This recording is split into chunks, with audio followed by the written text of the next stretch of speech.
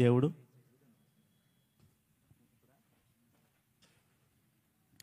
మరి పెంపొందింపజేసినటువంటి రీతిని ప్రతి ఒక్కరు కొనియాడుతూ ఈ యొక్క సమయంలో తమ్ముడు సురేష్ గారు ఈ యొక్క సమయాన్ని స్వీకరిస్తారు. ఒక 2 ప్రశ్నలు తదుపరి మరి వాక్య సందేశంలోనికి మనం ప్రవేశిద్దాం.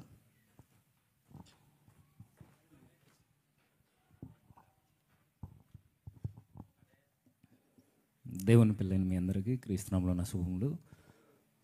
నిన్నటి దినాన చాలా విలువైన సంగతులు మనం విన్నాం. అయితే ఈరోజు కూడా అన్న మన మధ్య ఉండడం మనకెంతో ఆనందం. నిజానికి ఉంటారని అనుకోలేదు, కానీ దేవుని యొక్క కృపను బట్టి దేవుడు మనతో మాట్లాడడానికి ఆయన ప్రేరేపించి రోజు మన మధ్య ఉంచడం నిజంగా దేవునికి స్తుతులు చెల్లిస్తున్నాను. అయితే ఇక మెసేజ్లోనికి వెళ్ళే ముందు జస్ట్ ఒక క్వశ్చన్ కానీ 2 అడిగిన తర్వాత మనం మెసేజ్లోనికి వెళ్దాం. రోజు వినడానికి ఆసక్తిగా ఉన్న వాళ్ళందరూ ఒకసారి చేతులు ఎత్తారా? Thank you. సరే నా ప్రశ్న ఏంటంటే అన్న, ఈరోజు క్రైస్తవ్యంలో కొన్ని శాఖలుగా విడిపోయినప్పుడు ఈ శాఖల్లో నుండి కొంతమంది ప్రకటిస్తున్నది ఏంటంటే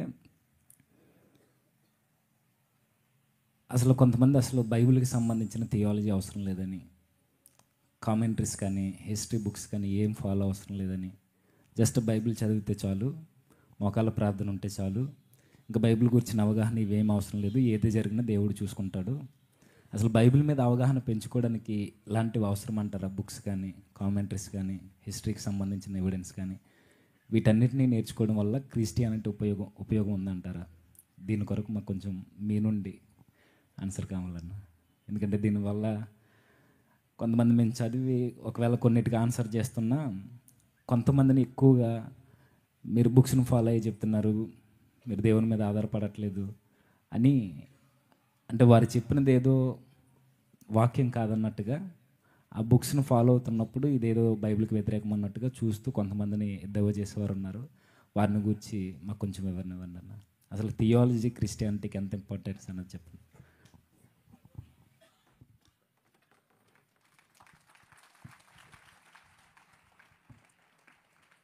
ప్రేమైనటువంటి చేరి వచ్చిన అందరికీ కూడా ప్రభువైన యేసుక్రీస్తు నామములో శుభములు, కృతజ్ఞతలు, ధన్యవాదాలు. హల్లెలూయా, ఆమెన్, ప్రైజ్ ది లార్డ్, నమస్తే, ఇంకా అన్ని మీరు యాడ్ చేసుకోండి. Okay, right. ఇకపోతే అడిగిన ప్రశ్న అడగటానికి కూడా అభ్యాసం అవసరం. ఈ ప్రశ్న ఏదైతే అడిగారో దానికి కూడా అభ్యాసం అవసరం. అభ్యాసం లేదా చదువు చదువుకోవటం ఒక కేవలము బైబిల్ మాత్రమే చదవాలి అని అంటే, ఉదాహరణకు కొరింథీ ఎక్కడుంది? కొరింథీ అంటే అదేదో ఇంటి పేరు అనుకుంటారు కొంతమంది, లేకపోతే సంఘం పేరు అనుకుంటారు. అలా కాదు. కొరింథీ అనేది ఒక ద్వీపం. ఆ ద్వీపం ఎక్కడుంది? ఆ ద్వీపంలో ఉన్నటువంటి ఆ ద్వీపానికి రాజు ఎవరు? ఇవన్నీ తెలియాలి అని అంటే హిస్టారికల్ బ్యాక్గ్రౌండ్ అవసరం. అవి తెలియకపోతే మనం నోటికొచ్చింది లేదా మనకు ఇష్టం వచ్చింది నమ్మేసి అదే దేవుని వాక్యం అనుకుంటాం. అలా ఉండకూడదు. హిస్టారికల్గా అంటే దేవుని వాక్యము ఏ హిస్టరీలో ఎప్పుడు ఎలా రాశారు, ఎవరు రాశారు, ఎందుకు రాశారు అనేది చదవటం, దాని వెనుకున్నటువంటి బ్యాక్గ్రౌండ్ అర్థం చేసుకోవడం చాలా ముఖ్యం.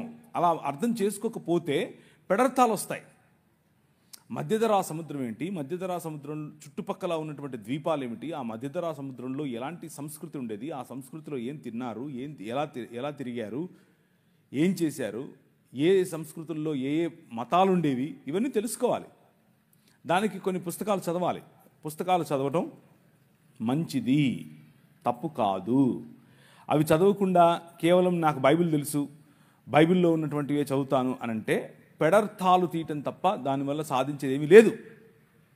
పెడర్థాలే వస్తాయి. పెడర్థాలంటే ఏంటి? మనకు తెలియని వాటిని తెలిసినట్లుగా చెప్పడం. దాని కారణంగానే అనేకులు ఈరోజు ఈ సాంస్కృతిక నేపథ్యం తెలియకనే అనేకులు ఈరోజు స్త్రీ గురించి తప్పుగా అర్థం చేసుకుంటున్నారు, ఆరాధన గురించి తప్పుగా అర్థం చేసుకుంటున్నారు. వాళ్ళ మనసులో ఉన్నటువంటి దాన్ని, వాళ్ళ మనసులో ఏదైతే ఆంధ్ర సంస్కృతి లేకపోతే తెలుగు సంస్కృతి ఏదైతే ఉందో ఆ సంస్కృతిని తీసుకెళ్ళి బైబిల్ మీద పెట్టి బైబిల్ కూడా ఇలాగే చెప్తుంది అని చెప్పి ప్రయత్నం చేస్తున్నారు. అలా చేయకూడదు. మనము హిస్టారికల్గా అనగా చరిత్ర ఏం చెప్తుంది, చరిత్ర పుస్తకాలు ఏం చెప్తున్నాయి, చరిత్రలో యేసు ప్రభువుని గురించినటువంటి ఆలోచన ఎలా ఉంది, చరిత్రలో క్రైస్తవ విశ్వాసం గురించిన ఆలోచన ఎలా ఉంది, క్రైస్తవులు ఎలా మెలిగారు, క్రైస్తవులు ఎలా పెరిగారు, క్రైస్తవులు ఎలా వృద్ధి చెందారు, ఇవన్నీ తెలియాలంటే బైబిల్ చదివితే సరిపోదు. బైబిల్ మాత్రమే దేవుని వాక్యం, బైబిల్ మాత్రమే దేవుని నోటి నుండి వెలువడినటువంటి మనకు అవసరమైనటువంటి బుద్ధివాక్యం, జీవవాక్యం వగేరా వగేరా వగేరా. కానీ దానిని అర్థం చేసుకోవటానికి, దానిని సంపూర్ణ వివరణ మనం అర్థం చేసుకోవటానికి చరిత్ర అవసరం. పురావస్తు శాఖలో వెలువడినటువంటి దాఖలాలు వాటిని సపోర్ట్ చేయటం కోసం అవసరం. భిన్న మతాలకు ఉన్నటువంటి పుస్తకాలు, ఆ పుస్తకాలు వారి భావజాలం తెలుసుకోవటం కోసం చదవటం అవసరం. అలా తెలుసుకున్నప్పుడు మన భావజాలాన్ని ధైర్యంగా, నిస్సిగ్గుగా అందరి ముందు నిలబడి మాట్లాడగలగటానికి మనకు అవకాశం ఉంటుంది. సో వాటిని చదవాలి. చదవకపోవడం తప్పు, చదవడం తప్పు కాదు, చదవకపోవటమే తప్పు. అలా చదవకుండా ఉన్నవారు అనేకులు ఏం చేస్తారు అని అంటే వారి ఊహ ప్రకారం మాట్లాడతారు. ఊహ ప్రకారం మాట్లాడకూడదు. నిన్న మీరు చూశారు, నేను ప్రజెంట్ చేసిన ప్రతిదానికి ఒక రెఫరెన్స్ ఉంది. వారి పుస్తకం ఏం చెప్తోంది, వారి పుస్తకంలో ఉన్న రెఫరెన్స్లు ఇచ్చి మరీ మాట్లాడాను. మనం ఎప్పుడైనా సరే, ఎవరితో మాట్లాడినా సరే ఆధారం లేకుండా ఎప్పుడు మాట్లాడకూడదు. ఆధారం లేకుండా ఎప్పుడు మనం పేలకూడదు. అలా పేలడం వల్ల మనకు మాత్రమే కాదు, మనం నమ్ముతున్నటువంటి విశ్వాసానికి కూడా మనము ద్రోహం చేసిన వాళ్ళం అవుతాం. అలా చేయకూడదు. మనం చదవాలి. అయితే ఎందుకు ఇలాంటి స్టేట్మెంట్స్ కొంతమంది ఇస్తారు అని అంటే, ఫెవికోల్ పూసుకొని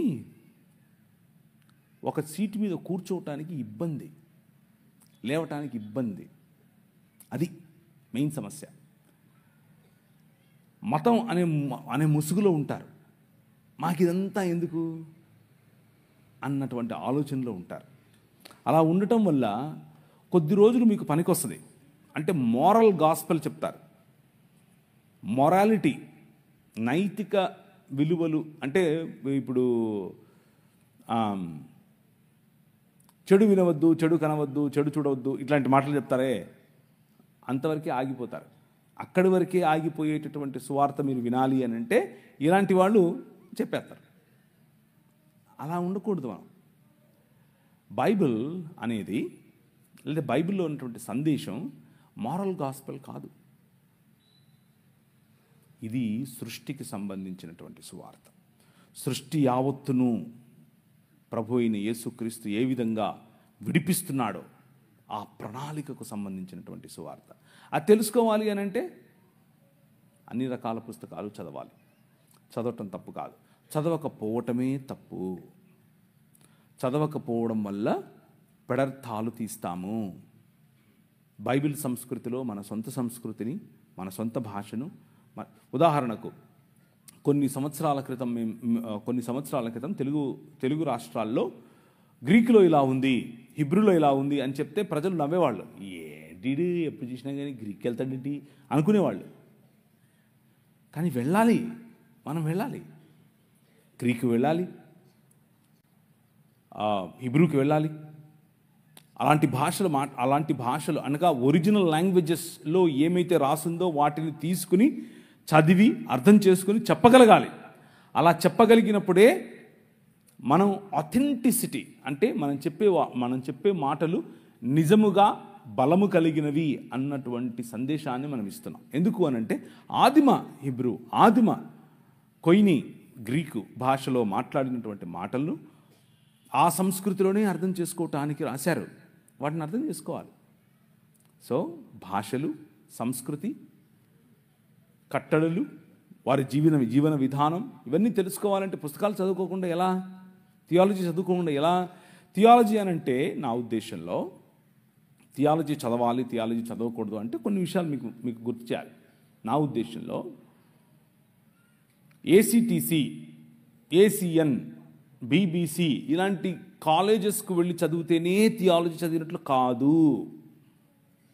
కొంతమందికి కాలేజీ వెళ్ళే అవకాశం ఉండదు, కొంతమందికి ఆ ఫీజులు కట్టేంత స్తోమత ఉండదు, కొంతమందికి అంత సమయం వెచ్చించే స్తోమత ఉండదు.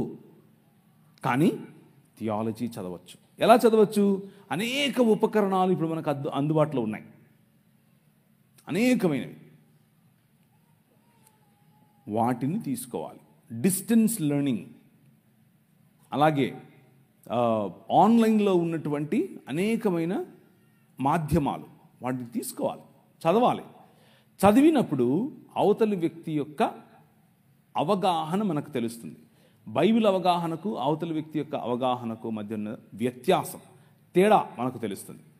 తేడా తెలిసినప్పుడు మాట్లాడగలం. తేడా తెలిసినప్పుడు మీ ఉద్దేశాలను సజావుగా అందరికీ అర్థమయ్యే విధంగా పంచుకోవటానికి అవకాశం ఉంటుంది. అలా పంచుకోకుండా నేను పట్టిన కుందేలకు 3 కాళ్ళు అన్న విధానంలో మనం వెళితే అది మనకు అలాగే సంఘానికి మంచిది కాదు. సో మనం తప్పకుండా చదవాలి. మనం తప్పకుండా వేరు రకాలైనటువంటి పుస్తకాలు, వేరు రకాలైనటువంటి అధ్యయనాలు చేయాలి. అలా చేయటం మంచిది. ఇంకేదన్నా? థ్యాంక్ యూ అన్న. అయితే మీరు చెప్పింది చాలా స్పష్టంగా అర్థమైంది. వాక్యమే సత్యము. ఆ సత్యమైన వాక్యాన్ని అర్థం చేసుకోవడానికి మనం హిస్టరీ తెలుసుకోవాలని, కొన్ని బుక్స్ కూడా ఫాలో అవ్వాలని చెప్పారు. అయితే ఇప్పుడు వాక్యమే సత్యమైనప్పుడు ఆ సత్యమైన వాక్యంలో పరిపూర్ణుడైన క్రీస్తు వారు మనకు కనబడుతున్నారు బైబిల్లో. ఇప్పుడు బైబిల్ చదివితేనే పరిపూర్ణమైన క్రీస్తు అర్థమవుతాడా, లేదంటే ఈ క్రీస్తుని వేరే మత గ్రంథాల నుండి, అనగా వేదాల్లో నుండి, ఉపనిషత్తుల్లో నుండి, మిగిలిన మత గ్రంథాల నుండి, ఖురాన్ నుండి కానీ ప్రభువుని గురించి ఇన్ఫర్మేషన్ ఏమైనా ఉందా? అంటే అవి కూడా మనం ఫాలో అవుతూ ఉండాలా, లేదా పరిపూర్ణమైన క్రీస్తు మనకు బైబిల్లోనే దొరుకుతాడా? ఎక్సలెంట్. సో మనము వేరు గ్రంథాలు, వేరు చరిత్ర పుస్తకాలు చదవాలి. చదివినప్పుడు మనకు సంపూర్ణ అవగాహన వస్తుంది అని అంటే దాని అర్థం క్రీస్తుని గురించి తెలుసుకోవటానికి ఆ గ్రంథాలు చదవాలని కాదు. దాని అర్థం దేవుని గురించి తెలుసుకోవటానికి ఆ గ్రంథాలు చదవాలని కాదు. మన ప్రభువు, మన దేవుడు, మన రాజు, ఆ రాజును గురించి తెలుసుకోవటానికి ఇంకే గ్రంథం అవసరం లేదు. ఒకసారి మీ బైబిల్ చూపించండి. ఈ 66 పుస్తకాలు ఉన్నటువంటి నల్లట పుస్తకం చాలు, ఇంకేది అవసరం లేదు. 66 గ్రంథాలు ఉన్నటువంటి ఈ గ్రంథములో చెప్పిన క్రీస్తే నిజమైన క్రీస్తు. మనకి ఏ వేదము అక్కర్లేదు, మనకి ఏ ఉపనిషత్తు అక్కర్లేదు, మనకి ఏ పురాణము అక్కర్లేదు, మనకే గీత అక్కర్లేదు, మనకే ఖురాను అక్కర్లేదు. వాళ్ళందరూ ఇక్కడ నుంచి కాపీ కొట్టిన వారే. మళ్ళీ చెప్పనా? వాళ్ళందరూ ఇక్కడ నుంచి కాపీని కొట్టండి చప్పట్లో.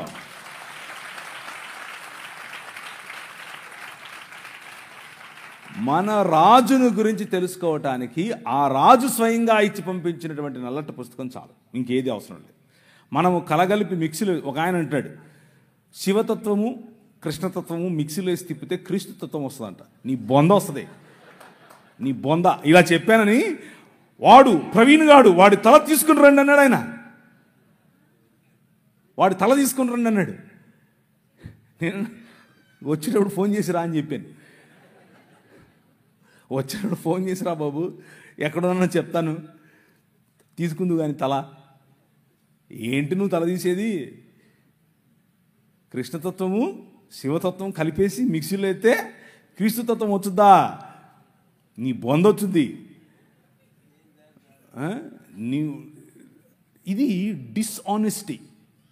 డిసానెస్టీ అంటే వారి మత గ్రంథాల పట్ల వారికి ఎంతో భక్తి ఉంటుంది. వాళ్లకు దేవుడు అనగానే ఒక ఆలోచన ఉంటుంది. ఆ ఆలోచన తీసుకొచ్చి మనకు దేవుడు అనగానే ఉన్న ఆలోచనతో కలిపి చెరిపి క్రీస్తుకున్నటువంటి అశేషమైన, క్రీస్తుకున్నటువంటి విభిన్నమైన, క్రీస్తుకు ఉన్నటువంటి యునీక్, ఆయనను పోలినటువంటి వారు ఇంకెవరు లేరు అని వాక్యం చెప్తూ ఉంటే, ఆయనకు సమానులు ఇంకొకరు లేరు అని వాక్యం చెప్తూ ఉంటే, అలలో ఇళ్లలో క్రీస్తుని ఎత్తుక్కోవడం ఏంటి? అస్సలు చేయకూడదు. 66 పుస్తకాలున్న బైబిల్ గ్రంథం, నువ్వు ఎత్తి చూపించినటువంటి బైబిల్ గ్రంథం, అదే నీ రాజు ఇచ్చినటువంటి గ్రంథం, అంతే. ఇంకా ఏ గ్రంథం అవసరం లేదు. అవన్నీ చదవాలి. ఎందుకు చదవాలి? వాళ్ళ భావజాలం తెలుసుకోవడం కోసం. అందులో మనం క్రీస్తుని ఎత్తుక్కోవడం కోసం కాదు. అందులో మన క్రీస్తుని ఎత్తుక్కోవాల్సిన అవసరం లేదు. క్రీస్తుని ఎక్కడ ఎతకాలి? 66 పుస్తకాలు ఉన్నటువంటి బైబిల్ గ్రంథంలో మాత్రమే వెతకాలి. అందులో మాత్రమే ఆయన ఉన్నాడు. ఇంకెక్కడ కూడా ఆయన్ను కాపీ కొట్టినటువంటి అనేకమైనటువంటి గ్రంథాలు ఉన్నాయి. కానీ కాపీలు ఎందుకు? మనకు ఒరిజినల్ ఉంటే. అర్థమవుతుందా? ఒరిజినల్ ఉంటే కాపీ ఎందుకు అవసరం లేదు. నేనేమో వీళ్ళని కాఫీ అడిగాను. కాఫీ అంటే గుర్తొచ్చింది. కాఫీ తాగందే నాకు ఎలా ఉందంటే, ఇంకా నిద్రపోతున్నాను. ఏంటండి రాత్రి మీరు ఆవులించకుండా నన్ను అలా కట్టేస్తారా? 11:30కు. నేను ఇంటికి వెళ్ళేవరకు ఎంత అయింది అనుకుంటున్నారు? 12. పడుకునేంత వరకు, రాత్రి పని చేసుకుని పడుకునేంత వరకు ఎంత అయింది అనుకుంటా? 3:30కు పడుకుంటే పొద్దున్నే ఫోన్ చేశారు, అన్నా వస్తున్నావా? నా భార్య అక్కడి నుంచి ఫోన్ చేసి, బయలుదేరేవా? అటెళ్ళాలా ఇటెళ్ళాలా? ఇక్కడేమో మీరందరూ లాగెత్తున్నారు, అక్కడేమో నా భార్య లాగెత్తుంది. ఏంటి నా పరిస్థితి? కాఫీ ఇవ్వమంటే వీళ్ళు కాఫీ ఇవ్వట్లేదు, కాఫీ ఇవ్వట్లేదు. ముఖ్యం సరే, కాఫీ ఇవ్వట్లేదండి. కాఫీ లేకుండా ఎలాంటి బతికేది మనసులో? సరే, ద కాల్ ఆఫ్ గాడ్, దేవుని యొక్క పిలుపు. ఏంటి ఆ పిలుపు? ఏం పిలిచాడు? దేనికని పిలిచాడు? జేమ్స్ అన్న మీటింగ్ పెడతాడు, అక్కడికి వెళ్ళిపోయి పిలిచాడా? అంత మాత్రమే పిలిచాడా? నో. మనకు మీటింగ్లు అవసరం, మనకు సహవాసం అవసరం. అయితే వంగయ్య, వెంకటలక్ష్మి, నైనా, ఉప్పర్ల వెంకట్రావు, సుష్మా, జానకిరామ్, గూదె వెంకటేశ్వర్లు, గంగయ్య, వెంకట సాయి కుమార్, వెంకట ప్రవీణ్ కుమార్, వీళ్ళందరి కోసం ప్రార్థన చేయమని ఒక పెద్ద ఆయన నాకు ఒక చీటీ ఇచ్చాడు. అలాగే మా అమ్మగారిని కూడా జ్ఞాపకం చేసుకోండి. తలలుంచుకుంటే ప్రార్థించుకుందాం 2 నిమిషాలు. కృప కలిగిన తండ్రి, నన్ను ఇంతవరకు చదివిన పేర్లను, అలాగే మా అమ్మగారిని ప్రభువా మీరు జ్ఞాపకం చేసుకొని మీ చిత్తంలో మమ్మల్ని ఆశీర్వదించి ఆయుష్ను, ఆరోగ్యాన్ని పొడిగించండి. మీ చిత్తములో మమ్మల్ని మీ పిల్లలుగా ఎదగటానికి అవసరమైనటువంటి అన్ని వనరులు దయచేయండి. నాకు మా అమ్మ తప్ప ఇంకెవరున్నారయ్యా? నిన్ను చూసుకోవాలంటే ఆమెనే చూసుకుంటాను. ఆమె ఆయుష్ను పొడిగించు. ఈ ప్రార్థనను ప్రభు అయిన యేసుక్రీస్తు నామంలో చేస్తున్నాం తండ్రి, ఆమెన్. సో మనకు దేవుడిచ్చినటువంటి నిన్న మనం మాట్లాడుకున్నటువంటి మాటలు పొడిగింపుగానే ఈరోజు కొన్ని విషయాలు చేద్దాం. ఉమెన్, స్త్రీలు ఇన్ సనాతన ధర్మం. ఏమంటారు? ఇచ్చేయండి కాఫీ, పర్లేదు. మా వాళ్ళు తాగుతూనే మాట్లాడుకుంటాం, ఏం ప్రాబ్లం లేదు. టైం వేస్ట్ చేయకుండా. ఏమంటారు అంటే మళ్ళీ ఆకలి అవుతుంది మీకు అంటే మేము వెళ్ళొద్దా ఇంటికి? మాకు ఇల్లు ఉండవా? మాకు భార్య లేరా? ఏంటిది?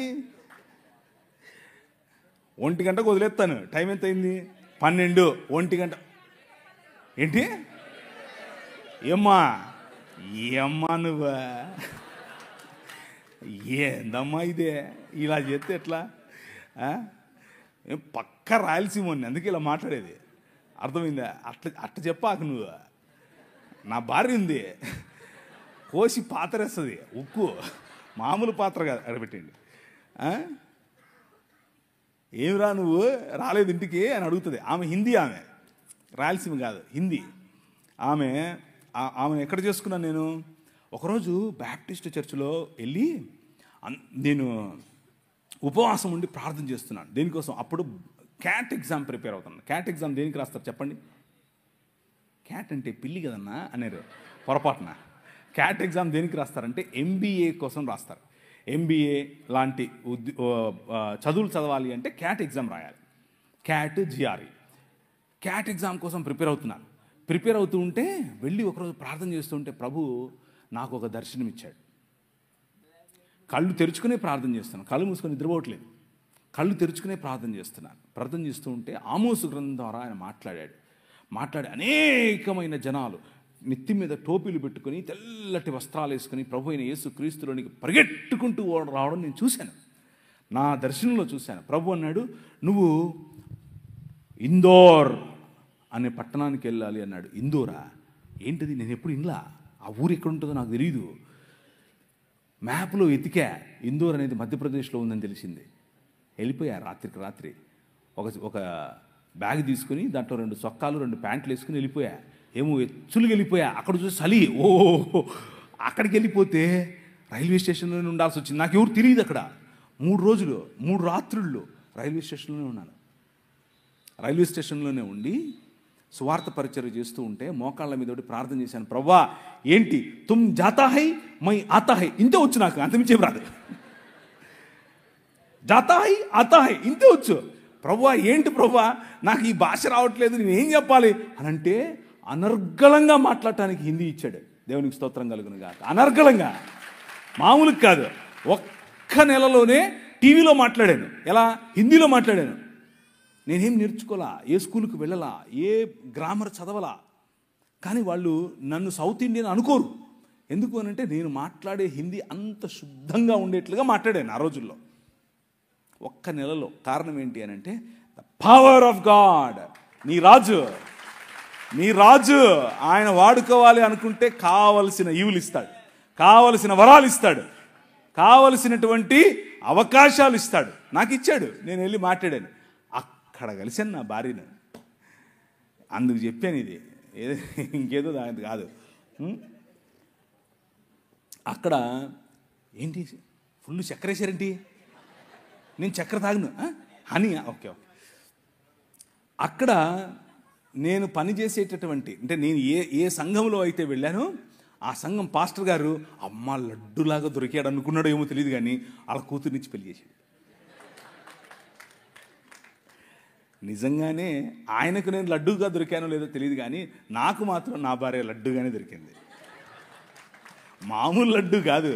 ఇప్పుడు నేను చేసే పరిచర్య, మీకు కనిపించే పరిచర్య, నేను చేసే పరిచర్యల్లో ఒక 10వ వంతు మాత్రమే. నిజంగా చెప్తున్నాను, 10వ వంతు మాత్రమే. చర్చ్ ప్లాంటింగ్ కానివ్వండి, రోడ్డు మీద పడుండే వాళ్ళని తీసుకొచ్చుకోవడం కానివ్వండి, పిల్లలను పెంచడం కానివ్వండి, డిసైపుల్షిప్ ట్రైనింగ్ కానివ్వండి, బైబిల్ కాలేజెస్ కానివ్వండి, బిజినెస్ యాడ్మిషన్ అనే పరిచర్య కానివ్వండి, వ్యాపారాలు స్థాపించే పరిచర్య కానివ్వండి, పొలిటీషియన్స్గా ప్రజలను రిలీజ్ చేసే పరిచర్య కానివ్వండి, ఇలాంటి పరిచర్యలు అనేకమైన పరిచర్యల్లో నా భార్య నా ముందు నాకు వెనక్కుండి నడిపిస్తాయి. మామూలు కాదు. నేను తల, కానీ ఆమె మెడ. ఆమె ఊగినట్టే మనం ఊగాలి, ఏం ఆప్షన్ లేదు. ఫోన్ చేసింది, ఎప్పుడొస్తున్నా? మీరేమో 2 గంటల వరకు చెప్పాలంటారా? అంత కుదరదు. అక్కడ హైకమాండ్ స్విచ్ చేసింది, వెళ్ళిపోవాల్సిందే, వేరే ఆప్షన్ లేదు. కాబట్టి 1 గంట ముగించేస్తాను. ఒరేయ్ నువ్వన్నా చెప్పరా నువ్వన్నా, గుండె కొట్టుకుంది అనుకో, చెప్పరా నువ్వన్నా. ఉమెన్, స్త్రీలు. నా భార్య గురించి మాట్లాడింది కారణం ఏంటంటే స్త్రీల గురించి చెప్పాలని. స్త్రీలకు ప్రభు అయిన యేసుక్రీస్తు వేసినటువంటి పెద్ద పీట, ప్రభు అయిన యేసుక్రీస్తు ఇచ్చినటువంటి ఆ గౌరవం. నిన్న ఒక ఆయన అడిగాడు, మేము మాట్లాడుకుంటున్నాం రాత్రి 1:30 2 గంటల సమయంలో మా హోటల్ రూమ్లో కూర్చుని అందరం కలిసి మాట్లాడుకుంటున్నాం. ఏమని అడుగుతున్నారు తెలుసా? అవునండి, 12 మంది శిష్యులు ఉంటే ఒక్కడు కూడా స్త్రీలు లేరు కదా అన్నాడు. అబ్బా, ప్రభువు గుండె పిండేశాడు. ఎట్లా? నేను అన్నాను, ఆ 12 మందికి సువార్త చెప్పింది ఎవరు? స్త్రీయే. మీకు అర్థమవుతుందా? ఆ 12 మందికి, అరే మీకు ముందే చెప్పినట్లుగా ఆయన గలిలయలో మిమ్మల్ని కలుస్తాడని, ఆయన గలిలయ సముద్రం దగ్గర మిమ్మల్ని కలుస్తాడని లైన్లో దేవుని వాక్య విలువలు కనిపిస్తాయి. రాజా అని పిలిస్తే ఊరికి రాజు అయిపోడు ఆయన. దాని వెనక చాలా విలువలున్నాయి. ఆయన పాపుల రక్షకుడు, నాగరికతలకు కేంద్రం, సత్యమైన వాక్యం, అనుపమైన సత్యం, అపూర్వమైన వ్యక్తిత్వం, సర్వోన్నతమైన మార్గం ఈ రాజు. అది నీ రాజు. మామూలు రాజు కాదు, ఊరికే అటు ఇటు వచ్చే రాజు కాదు. ఆయనకు సాటి ఇంకొకరు లేరు. సాహిత్యంలో అన్ని రకాలైనటువంటి ఫిలాసఫీస్ కలిసి కలబోసినా ఆయనకు సాటి రాలేదు. తత్వశాస్త్రంలో ఆయనే ప్రముఖుడు, వేదాంతానికి ఆయనే మూలం. అది నీ రాజు. మామూలు రాజు కాదు. He is the king of this world. యుగ యుగములకు ఆది అంతం ఆయనే. అవసరాలన్నిటినీ ఒకేసారి తీర్చగల రాజు నీ రాజు. సమాధానము, నీకు సమాధానం కావాలంటే అన్ని ప్రశ్నలకు సమాధానం ఇవ్వగల ఏకైక రాజు ఈ రాజు. బలహీనులకు బలాన్ని ఇస్తాడు, సానుభూతితో రక్షిస్తాడు, శక్తివంతమైన దేవుడు, మార్గదర్శకుడు, రోగులను స్వస్థపరుస్తాడు, కుష్ఠును శుభ్రపరుస్తాడు, పాపులను క్షమిస్తాడు. That is your king. అది నీ రాజు. నిన్న లే నిలబడు అన్న పాటలో ఆ రాజును చూశారు మీరు. ఆయన నెత్తి కిరీటం పెట్టుకుని, చేతిలో కత్తి పట్టుకుని ఏమేమో చేయలా. ఎలా వచ్చాడు? సామాన్యంగా వచ్చాడు. ఆయన రాజ్యం సామాన్యమైనటువంటి ప్రజల కోసం.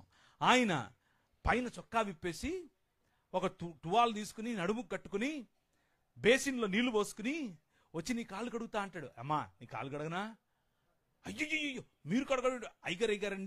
ఎగరండి. ఈ గోదావరి జిల్లాలకు వస్తే ఇది ఒక తగులుతుంది నెత్తికి. ముందొక అయ్యగారు, మధ్యలో ఒక అయ్యగారు, లాస్ట్లో ఒక అయ్యగారు. అలా చేసి మీరు పాస్టర్లను సెలబ్రిటీలు చేశారు. అది మీ తప్పే, వాళ్ళ తప్పు కాదు, మీ తప్పే. చెక్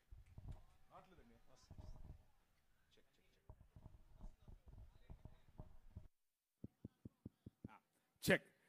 సో ఆయన సెలబ్రిటీగా రాలా, మామూలుగా వచ్చాడు. ఆయన ముందు ముగ్గురు, వెనక ముగ్గురు, గుండాలు లేరు, బౌన్సర్లు లేరు, మామూలుగా వచ్చాడు. ఎందుకయ్యింది? అవసరం ఏంటి? ఒక్కడే తిరిగాడు. ఎందుకు తెలుసా? ఆయన బంధాలలో ఉన్న వారిని విడిపించడానికి వచ్చాడు, దుర్బలుల పక్షంగా రక్షించడానికి వచ్చాడు, యువతను ఆశీర్వదించడానికి వచ్చాడు, వృద్ధులను గౌరవించడానికి వచ్చాడు, మేధావులను ప్రోత్సహిస్తాడు, సుగుణవంతులకు ఆత్మఫలాలతో ఆత్మవరాలతో నింపుతాడు. That is your king. మామూలు రాజు కాదు. అర్థమవుతుందా? నేను ఈ రాజు గురించి చెప్పాలి అంటే నా భాష సరిపోదు, ఈ రాజు గురించి చెప్పాలంటే నా భావం సరిపోదు, నా మైకులు సరిపోవు, ఈ టెక్నాలజీ సరిపోదు. మామూలుడు కాదు. ఆయన గురించి మీకు తెలుసా? ఇంతకు ఏదో మతంలో బతికేస్తున్నారా? ఈ రాజు మామూలు రాజు కాదండి బాబు. విజ్ఞానమునకు రాజు, జ్ఞానోత్సవానికి రాజు, విముక్తికి మార్గం, శాంతికి మార్గం, నీతికి కేంద్రం, పవిత్రతకు ఒకే ఒక్క మార్గం నీ రాజు. మహిమకు మార్గం, శక్తివంతులకు కూడా శక్తివంతమైనటువంటి అధిపతి, జయించు వారికి నాయకుడు, శాసనకర్త, శాసనాలను మార్చే శాసాధికారి. మామూలుడు కాదు నీ రాజు. నీ వెనకల నువ్వు నడుస్తూ ఉంటే నీ పైన ఎండబడిందనుకో, నీకొచ్చే నీడ నీది కాదు, నీ రాజు. నీ రాజు కనిపిస్తాడు నీ నీడలో. ఎందుకంటే నీ వెనక ఆయన నడుస్తున్నాడు. ఆయన నాయకుడు, అధిపతులకు అధిపతి, మహారాజులకు మహారాజు, రాజులకు రాజు, ప్రభువులకు ప్రభువు. That is your king. అది నీ రాజు. రాజా నీ సన్నిధిలో అని పాట పాడితే సరిపోదు. Dedicate your life. నీ జీవితాన్ని నిజంగా ఈ రాజుకు సమర్పించాలి. ఆ రాజు శాసనాలను ప్రపంచంలో తీసుకుని వెళ్ళాలి. ఆయన వాగ్దానం నిజమైంది, ఆయన కాంతి పోల్చలేనిది, ఆయన మంచితనం హద్దులు మీరింది, ఆయన కరుణ శాశ్వతమైనది, ఆయన ప్రేమ ఎప్పటికీ మారనిది, ఆయన వాక్యం సత్యమైనది, ఆయన కృప నీకు చాలినంతది, ఆయన పరిపాలన నీతిమైనది, ఆయన కాడి తేలిక. రా. ఆయన ఒక వైపు కాడిలో తల వంచి నీ వైపు నిన్ను పిలిచి రా. ఇంకొక వైపు రెండెడ్ల కాడి చూశారు ఎప్పుడన్నా? ఒకవైపు ఆయన తల వంచి తన పైన కాడి పెట్టుకుని ఇంకొక వైపు నిన్ను పిలుస్తున్నాడు. Come learn with me. నా కాడి సులువైనది, నేను మిక్కిలి ఎలాంటి వాడిని? సాత్వికుడను. దీన మనస్సు కలవాడని. ఈ మార్గం, ఈ రాజు చూపించిన మార్గం, ఆయన గురించి చెప్పాలి అని అంటే నా భాష సరిపోవట్లేదు. ఎందుకు అనంటే ఆయన అనిర్వచనీయుడు, ఆయన అద్భుతకరుడు, ఆయన ఆశ్చర్యకరుడు, ఆయన శక్తిమంతుడు, మామూలుడు కాదు నీ రాజు. స్టెఫెను ఆయనకు ఈ రాజును తెలుసుకున్న తర్వాత నిలబడుకుని మాట్లాడుతూ ఉంటే దేవుని వాక్యం చెప్తుంది, అపోస్తుల కార్యం 6వ అధ్యాయంలో, ఆయన వారి వాగ్దాటిని నిర్వహించలేకపోయిరి. స్టెఫెనును వారు నిలువరించలేకపోయారు. ఎందుకు అనంటే డునామిస్, అద్భుత కార్యాలు, ఆశ్చర్య కార్యాలు. నువ్వు నిలబడి మాట్లాడితే రోగులకు స్వస్థత, నువ్వు నిలబడి చేతులుంచితే చనిపోయిన వారు లేవాలి, నువ్వు నిలబడి మాట్లాడితే పొరపచ్చాలన్నటువంటి సంబంధాలు మళ్ళీ అతకాలి, కుటుంబాలు బాగుపడాలి, దేశం బాగుపడాలి. అది నీ రాజు. నీ రాజు నిన్ను పిలిచింది అందుకు. ఎందుకు అంటే ఆకాశములు ఆయనను పూరించలేవు, మన మానవ భాష సరిపోదు, మీరు ఆయనను మీ మనసు నుండి తీసేయలేరు, మీరు ఆయనను అధిగమించలేరు, ఆయన లేకుండా ఉండలేరు. Because he is your king. ఆయన రాజు, మామూలు రాజు కాదు. ఆయన ఎలక్షన్లలో పోటీ చేసి నిలబడేవాడు కాదు, ఆయన జెండా పట్టుకొని తిరిగేవాడు కాదు. కానీ హృదయమనే నీ ఇంటిలోన రాజై కూర్చున్నవాడు, నీ జీవితాన్ని ఏలేవాడు. నువ్వు కట్టుకున్న బట్ట ఆయనది, నువ్వు మాట్లాడే భాష ఆయనది, నువ్వు ఉంటున్న ఇల్లు ఆయనది, నీ దేశం ఆయనది, నీ ఊరు ఆయనది, నువ్వు తిండి ఆయనది, నీ బ్రతుకు ఆయనదే. That is your king. నువ్వు ఒప్పుకున్నా ఒప్పుకోకపోయినా ఆయనే రాజు. పరిసయ్యులు ఆయన్ని చూశారు. ఆయన్ని చూసి, యూదుల రాజుకు క్రీస్తువు నీవేనా అనంటే, ఆకాశమేఘారూఢుడై మనుష్య కుమారుడు దేవుని వద్ద నుండి దిగివచ్చుట మీరు చూస్తారు అనంటే మతం తట్టుకోలేకపోయింది, బట్టలు చింపుకుంది.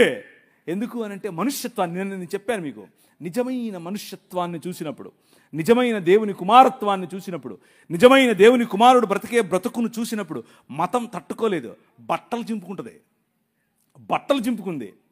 కానీ ఈ రాజు, నీ రాజు, ఆయన పరిసయ్యులు ఆయనను నిలువరించలేకపోయారు. పిలాతు ఆయనలో ఎటువంటి తప్పు కనుక్కోలేకపోయాడు. హేరోదు ఆయనను చంపలేకపోయాడు. మరణం ఆయనను బంధించలేకపోయింది. సమాధి ఆయనను కట్టి పడేయలేకపోయింది. 3వ దినమున ఆయన సమాధిని గెలిచి లేచాడు. That is your king. అర్థమవుతుందా? ఏం చెప్పాలి?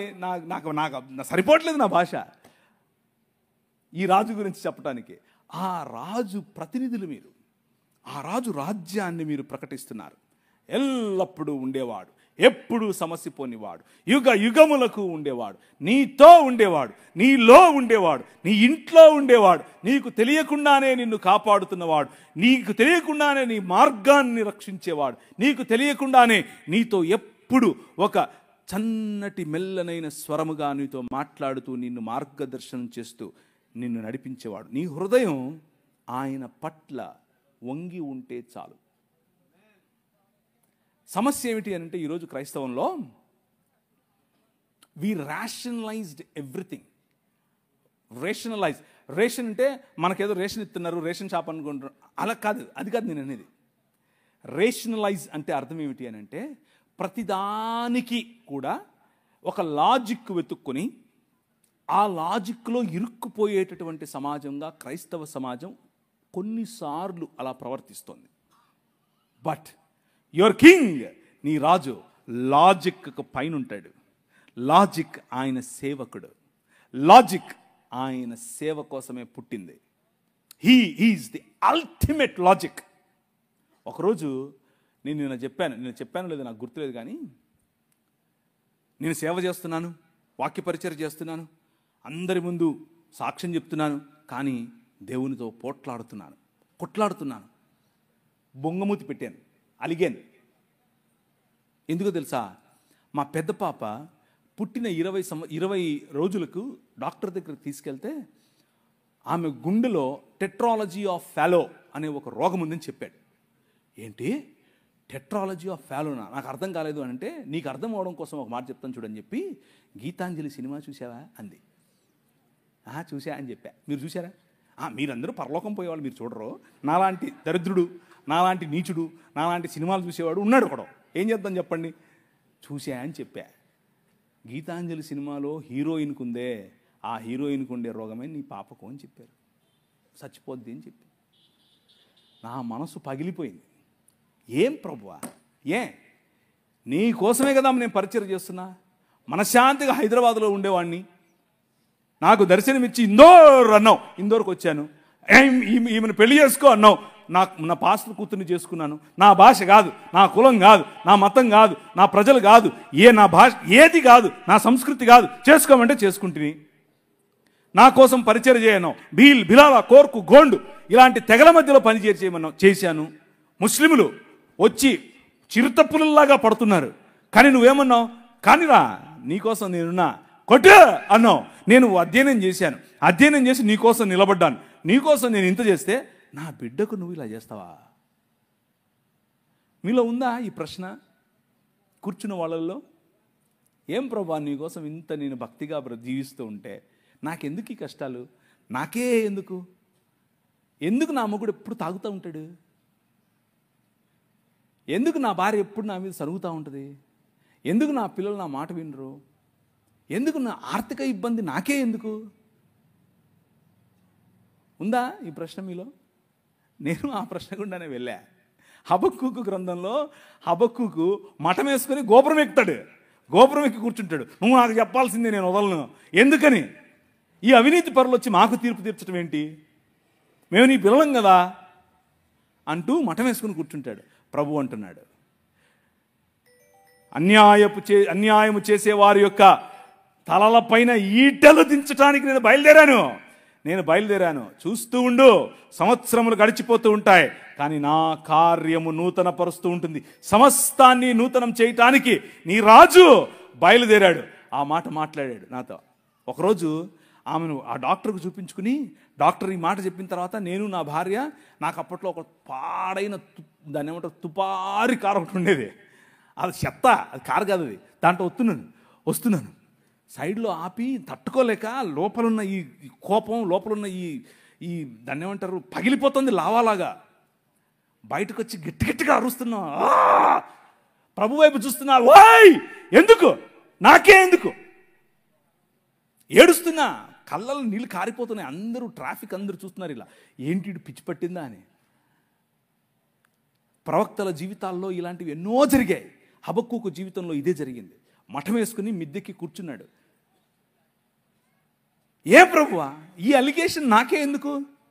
నేనేమి చేయలేదే ఆ అమ్మాయిని, ఊరికి నా మీద కేసు పెట్టింది, ఊరికి నా మీద ఇలా అవాక్కులు చవాకులు, ఎందుకు ఇది? నో, అగ్నిలో పుటము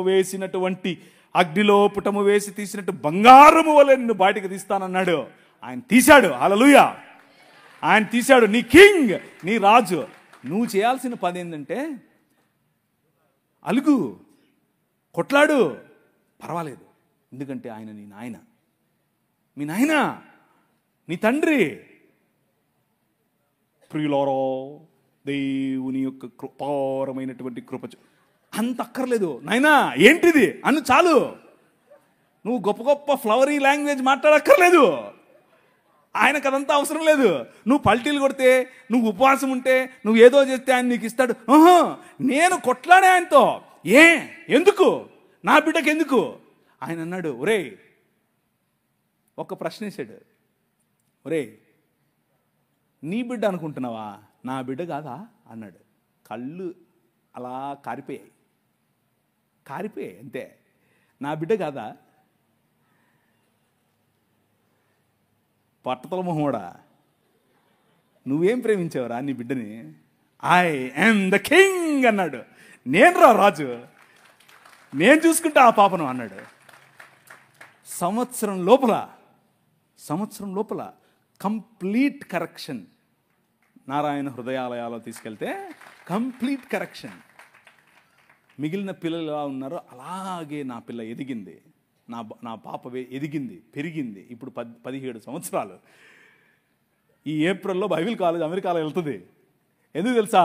my king he still lives today. ఆయన ఇంకా బ్రతుకున్నాడు. ఆయన చావును చంపిన రాజు. నేను అలిగినప్పుడు, నేను గొనిగినప్పుడు, నేను ఆయనకు వ్యతిరేకంగా ఆలోచించినప్పుడు, నాకే ఎందుకు చేశావు అన్నప్పుడు, అసలు నేను ఇవన్నీ ఎందుకు చెప్తానో నాకు తెలియదు.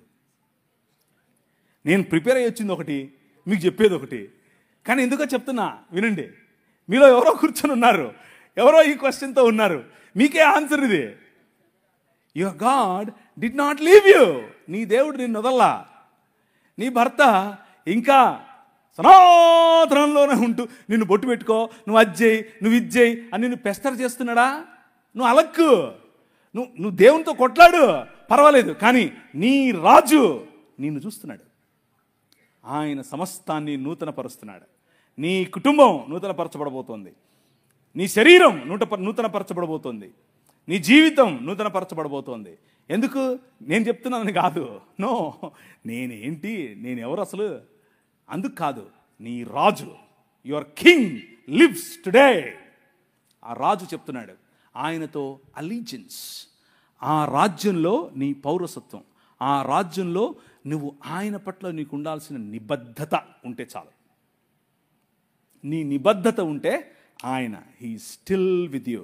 పురాతన కాలం మొదలుకొని శాశ్వత కాలము తన ప్రత్యక్షతను చూపిస్తూ వస్తున్నటువంటి రాజు నీ రాజు. ఈరోజు నీకు ప్రత్యక్షత కావాలంటే అడిగి చూడు. రేషనలైజ్ చేయకు. Supernatural involvement of God, అభౌతికమైనటువంటి తన ప్రత్యక్షత, అభౌతికమైనటువంటి తన ప్రమేయం నీ జీవితంలో ఈరోజు ఇప్పుడు అవకాశం ఉంది నీకు. జస్ట్ ఆయన్ని ఆహ్వానించు. ఆవాహయామి అను. వస్తాడు. ఆ రోజు ఒకరోజు నేను ప్రభువుని తెలుసుకోకముందు ఒకడిని, నా స్నేహితుడే, నాతో కలిసి తిరిగినోడే, మా అన్న మీద కత్తి విసిరేశాడు అని చెప్పి వాడిని కొట్టి చంపేశా. మర్డర్ చంపేసి పొదల్లో పడేసి వెళ్ళిపోయా. వాడు చావాలని నేను బతికా. లేకపోతే నేను జైల్లో ఉండేవాడిని. Kadapa central Xylo, Rajahmundry central Xylo. వాడు బతికాడు. మా అక్క నాకు కాంప్రమైజ్ చేసింది వాడితో. ఆ రోజు ఒక సన్నని మెల్లని స్వరం, ఈ ఊరు విడిచిపెట్టి వెళ్ళిపోను, నువ్వు వెళ్ళిపోయి వేరే ఊర్లో వెళ్ళు అన్నాడు. నాకు ఎవరో తెలీదు, నేను ఎందుకు వింటున్నానో తెలీదు. బస్టాండ్కి వెళ్ళాను. బస్టాండ్కి వెళ్ళి టికెట్ కొనుక్కుంటూ తిరుపతి అన్న టికెట్ కొనుక్కోకుండా హైదరాబాద్ను కొనుక్కున్నాను. ఎందుకు కొనుక్కున్నాను నాకు తెలియదు. హైదరాబాద్లో ఎవరు లేరు నాకు తెలిసిన వాళ్ళు. హైదరాబాద్ వెళ్ళిపోయా. పొద్దున్నే లేచి దిగితే బస్సు ఆగింది, డీలక్స్ బస్సు. ఆ రోజుల్లో డీలక్స్ బస్సులు ఉండేవి. దిగా, ఎక్కడికి వెళ్ళాలో తెలీదు. ఒక ప్రాంతానికి ఆయనే నన్ను నడిపించాడు. భయంకరమైన గంజాయి, భయంకరమైన దాన్ని ఏమంటారు, మత్తులో ఉండేవాడిని ఎప్పుడంతే. అలాంటి నన్ను పట్టుకుని ప్రభు మార్చాడు. నా జీవితాన్ని మార్చేశాడు. నన్ను చూస్తే మా ఇంట్లో వాళ్ళకు కంపరం, నన్ను చూస్తే మా ఇంట్లో వాళ్ళకు దాన్ని ఏమంటారు, ఒక రకమైనటువంటి జుగుప్స. ఎట్లా పుట్టలేవరో నా కడుపు నువ్వు అనుకునే మా అమ్మ కనీసం ఈరోజు సిగ్గుపడదు నన్ను చూసి. ఎందుకో తెలుసా? Your king lives today. నీ రాజు ఈరోజు బతుకున్నాడు, మాట్లాడాడు. సన్నని స్వరం. నీకు వినిపిస్తుందా ఆ స్వరం? నీకు వినిపిస్తుందా? నాతో మాట్లాడాడు ఒకరోజు. You are the light of the world అని చెప్పాడు. నువ్వు ఈ ప్రపంచానికి, ఈ లోకమునకు వెలుగు అన్నాడు. నేను వెలుగేంటి, నా దగ్గర ఎప్పుడు వెలుగుంటుంది అన్నాను నేను. But that king transformed my life. నా జీవితాన్ని మార్చేశాడు. కూర్చున్నావు నువ్వు, జేమ్స్ అన్న పిలిచాడని వచ్చావు. జేమ్స్ అన్న అంటే అభిమానం, పర్వాలేదు, అంతవరకు బాగానే ఉంది. కానీ ఈ రాజు తెలుసా నీకు? ఈ రాజుతో పరిచయం ఉందా? ఈ రాజు స్వరం విన్నావా? ఈ రాజు నడిపిస్తూ ఉంటే నడిచావా? నీకు ఆయనతో అనుబంధం ఉందా? నీకు ఆయనతో పరిచయం ఉందా? నీ కుటుంబంలో ఈ రాజు రాజా, లేకపోతే మత ప్రాతిపదికన ఒక పక్క గుడి కట్టి ఆయన కూర్చోబెట్టించావా గుమ్మంలో? Think about it. Your king is real king. నీ రాజు సామాన్యమైన రాజు కాదు. సనాతనంగా ఉన్నటువంటి ధర్మంలో స్త్రీల గురించినటువంటి మాట స్క్రీన్ మీద మీకు కనిపిస్తూ ఉంది. స్త్రీణాం స్వభావానాం ఇచ్ఛామి శరేతుం భరతసస్తం స్త్రియో హి మూలం దోషాణం లఘుచిత్తాః పితామహ. స్త్రీలంటేనే దోషముల చేత నింపబడిన వారు అని చెప్తున్నాడు. ఏంది నన్ను చూస్తున్నావు? నేను చెప్పలేదు, ఆయన చెప్తున్నాడు. ఇక్కడ యుధిష్ఠిరుడు చెప్తున్నాడు. ఎవరికి చెప్తున్నాడు? గంగపుత్రుడైనటువంటి భీష్మ పితామహుడితో చెప్తున్నాడు. పితామా అంటున్నాడు. స్త్రియో హి మూలం దోషాణం లఘుచిత్తాః. చిన్న బుద్ధి అంట వాళ్ళకి. ఇది వాళ్ళ రాజ్యం, వాళ్ళు కట్టే రాజ్యం ఇది. వాళ్ళు కట్టే రాజ్యంలో స్త్రీకి ఉన్నటువంటి పాత్ర ఇది. మహాభారతం అనుశాసన పర్వం సెక్షన్ నెంబర్ 38 ఏమని చెప్తుంది? Verily from the same eternal source have women sprung in to existence at the time again. ఓ Naradamuni, when women were created these faults that I have enumerated were planted in them. భగవంతుడే వారిలో ఈ కుశల బుద్ధిని, ఈ కుటిల బుద్ధిని, ఈ ప్రజలను మోసపుచ్చే బుద్ధిని, ఈ తక్కువ బుద్ధిని స్త్రీలలో ఉంచాడు, ఆయనే పెట్టాడు. ఇది వాళ్ళు కట్టే రాజ్యం. అర్థమవుతుందా? Your king is different from them. నీ రాజు చాలా డిఫరెంట్. ఇంకా ఏంటి? బ్రహ్మవైవర్త పురాణం 61వ అధ్యాయం 22-41 నుంచి, women are made by God Brahma to seduce and spoil men. పురుషులను భ్రష్టు పట్టించటానికే స్త్రీలను ఆయన తయారు చేశాడు. శ్రీమద్ భాగవతం 3వ అధ్యాయం 31 నుంచి 40 వరకు, ఉమెన్ రిఫ్లెక్ట్ మాయా. వాళ్ళొక మాయావి జీవులు. నువ్వు నవ్వుతున్నావు, నేను చెప్పట్లేదు బాబు, వాళ్ళు చెప్తున్నారు. ఇది నా ఉద్దేశం కాదురా నాయన, వాళ్ళ ఉద్దేశం. నా ఉద్దేశం వేరు. చెప్తాను. మనుస్మృతి 9వ అధ్యాయం 17వ వచనం, Manu while making women desired her for sexual pleasure. కేవలం వాళ్ళు రతిలో పాల్గొనటానికి, రతిలో కేవలం పురుషులకు సుఖం ఇవ్వటానికి మాత్రమే చేశారు. వాళ్ళు ఎంతసేపు వాళ్ళకి అదే కామవాంఛ అని రాశారు. నేను అనట్లేదు, వాళ్ళు రాశారు. భగవద్గీత 9వ అధ్యాయం 32 says women are born from పాపయోని. పాపయోనుల నుంచి పుట్టిన వారు స్త్రీలు.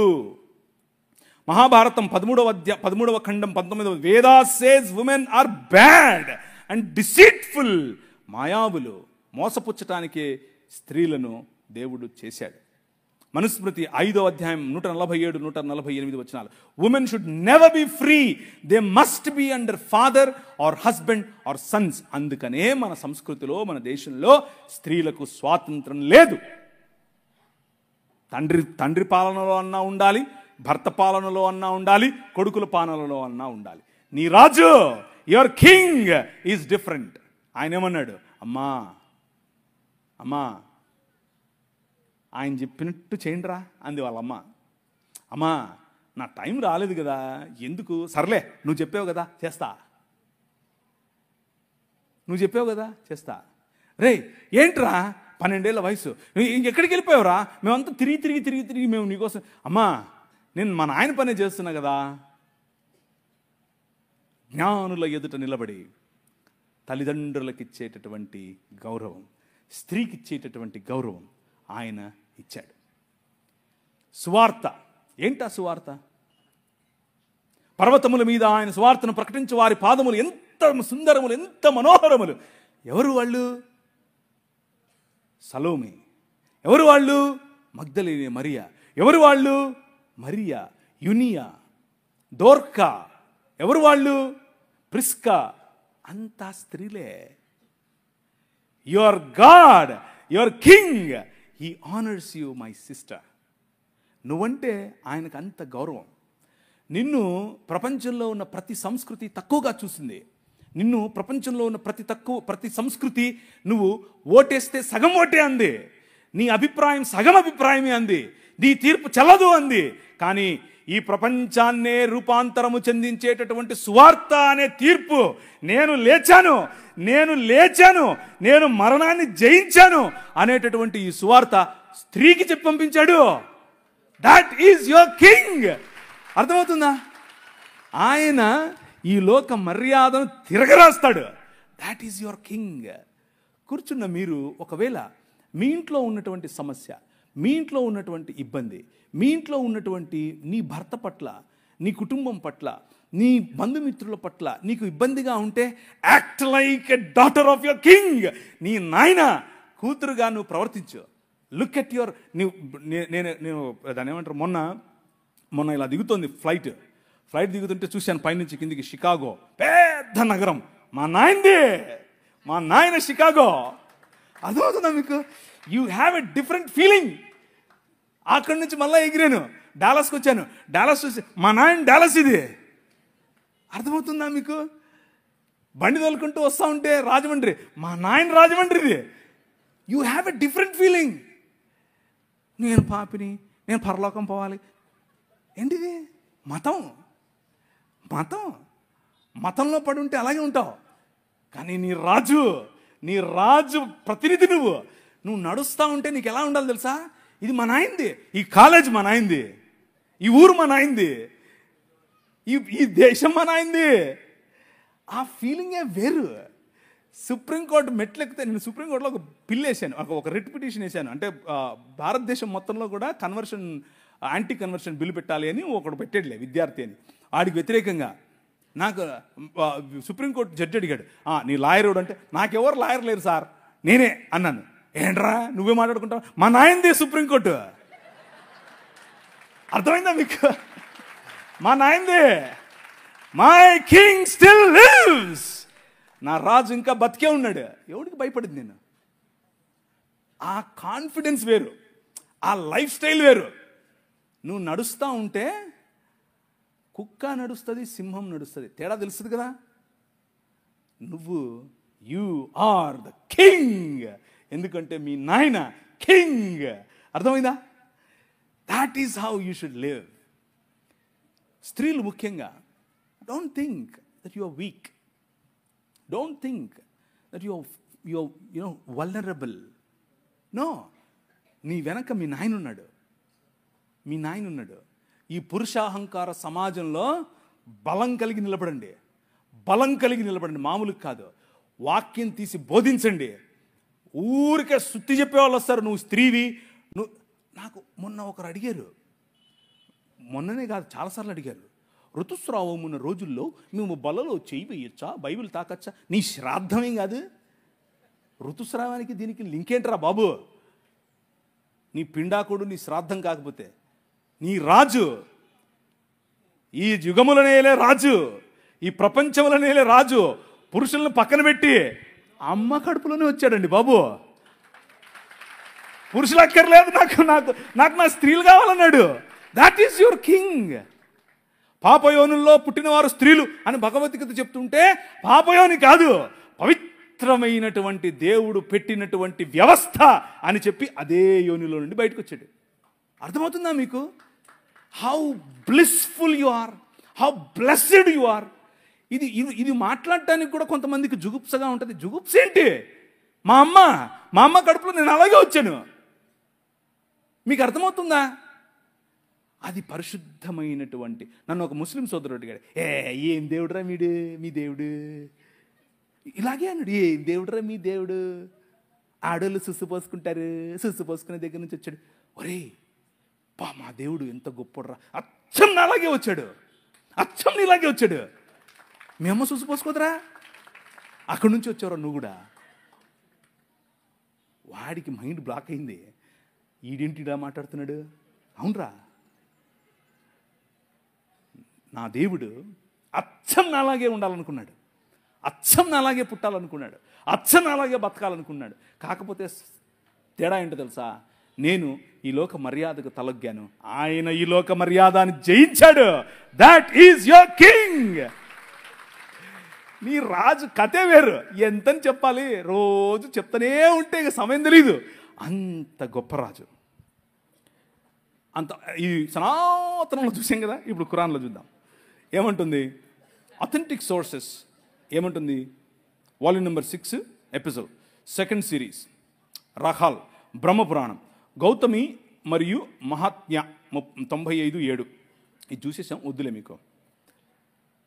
కొంతమంది అంటూ ఉంటారు, ఏమంటూ ఉంటారంటే, ఈ ఇస్లామీ దావా ప్రచారకులు చెప్పేటటువంటి ఏం కర్మ, ఎంతసేపు ఇదేనా నీకు మైండ్లో? ఏం మతం కట్టేవారు బాబు అనిపించింది నాకు. కానీ మా హిందుత్వంలో, మా హిందూ సమాజంలో ఇలాంటిది ఏది లేదు అని చెప్తే నేను కూడా అనుకున్నాను, అబ్బా ఏమి లేదేమోలే, చాలా శాంత స్వభావులు, ఓం శాంతి శాంతి శాంతి అంటే శాంతి అనుకున్నాను నేను. అవునా అని చెప్పి వెళ్ళి పుస్తకాలు తిరిగితే ఏముంది చూడండి. పరాశర స్మృతి 3వ అధ్యాయం 20 నుంచి 29 వరకు. నువ్వు గనక ఓ క్షత్రియ, నువ్వు గనక యుద్ధంలో చనిపోతే థౌజండ్స్ ఆఫ్ సెలెస్టియల్ డామ్సెల్స్, వేల మంది నీకు కన్యకలు పైన వేచి చూస్తున్నారు. వాయమ్మ, మీలో కూడా ఉందా? మీలో కూడా ఉందా? పరాశర స్మృతి 3వ అధ్యాయం 31వ వచనం. If death results, beautiful women fall to your share. Mahabharatam 12వ అధ్యాయం 98 నుంచి 46 వచనం నుంచి 51 వచనం. ఫోర్మోస్ట్ ఆఫ్ అప్సరాస్, అప్సరసలు నీకోసం వేచి చూస్తున్నారు, నువ్వు యుద్ధం చెయ్యి అంటున్నాడు కృష్ణుడు. అబ్బో, సామాన్యమైంది కాదు ఇది. నేను ఈ ఖురాన్లో నుంచి ఎక్కడికి వచ్చిందా అనుకున్నా, ఇక్కడి నుంచి తీసుకెళ్ళాను. ఖురాన్లో ఈ ఆలోచన ఎలా వచ్చింది అసలు వీళ్ళకు అనుకున్నా, ఇదో ఇక్కడి నుంచి తీసుకెళ్ళారు. అర్థమైందా? దేవి భాగవతం, పరాశర స్మృతి, మనుస్మృతి, మహాభారతం అన్నిట్లో ఇదే నింపబడింది. మన ప్రభు ఏమంటాడు? ఒరే, కత్తి పట్టుకోకు, కత్తితోనే సస్తావు. బాంబు వేయకు, బాంబుతోనే సస్తావు. కోపం పెట్టుకోకు, కోపంతోనే సస్తావు. ఆ రాజ్యానికి ఈ రాజ్యానికి ఎంత తేడా అండి? నీ రాజ్యం అది. ఒక్కసారి 33వ అధ్యాయం తీస్తారా? ద్వితీయోపదేశ కాండం 33వ అధ్యాయం. ఇశ్రాయేలు, నీ భాగ్యం ఎంత గొప్పది. ఆఖరి 2 వచనాలు చదవండి.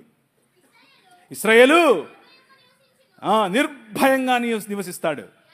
యాకోబు ఊట ప్రత్యేకింపబడుతుంది. ధాన్య ద్రాక్ష రసములు గల దేశములో అతనిపై ఆకాశము మంచును కురిపిస్తుంది. ఇశ్రాయేలు, నీ భాగ్యం ఎంత గొప్పది. వింటున్నావా? నువ్వు వింటున్నావా? నీ భాగ్యం ఎంత గొప్పదో నువ్వు వింటున్నావా?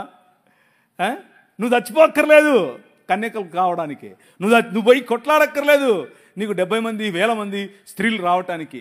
ఆయన నీకు నీ భాగ్యం ఎంత గొప్పది అంటున్నాడు. యెహోవాయే రక్షకుడుగా గల నీ భాగ్యం ఎంత గొప్పది. అన్య జనులు నీ ముందు నీతో ఏకీభవించినట్లు వేషాలేస్తారు. ఒకరోజు డాక్టర్ బాబాసాహెబ్ భీమ్రావ్ అంబేద్కర్ గారు పార్లమెంట్లో నిలబడి హిందూ కోడ్ అనే బిల్లు ప్రవేశపెట్టారు. అప్పట్లో ఒక్కొక్కడు 3 4 5 6 10 20 ఎంతమందిని కావాలంటే అంతమందిని చేసుకునేవాళ్ళు. ఇళ్ళలో ఒక నియోగా అనే ఒక పద్ధతి ఉండేది. దాన్ని బట్టి ఎంతమందిని కావాలంటే చెప్తాను కొంచెం తర్వాత. ఆయన అన్నాడు, నో, ఒక్క పురుషుడికి ఒక్క భార్యే. This is what Hindu code is అన్నాడు. బట్టలు చింపుకున్నారు. ఎక్కడి నుంచి వచ్చింది ఆ ఆలోచన? నీ రాజు, your king brought that idea. నీ రాజు, ఒక్కరికి ఒక్కరు చాలు. ఏరా 10 మంది కావాలా నీకు? ఒకరు చాలదు. Your king transformed the nations.